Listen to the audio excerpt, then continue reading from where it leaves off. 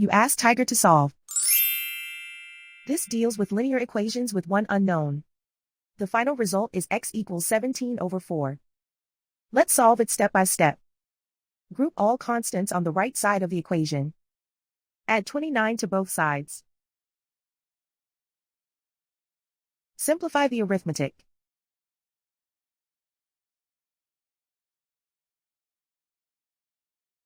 Isolate the x.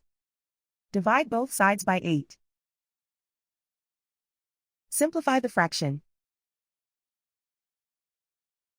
Find the greatest common factor of the numerator and denominator. Factor out and cancel the greatest common factor. And so the final result is x equals 17/4.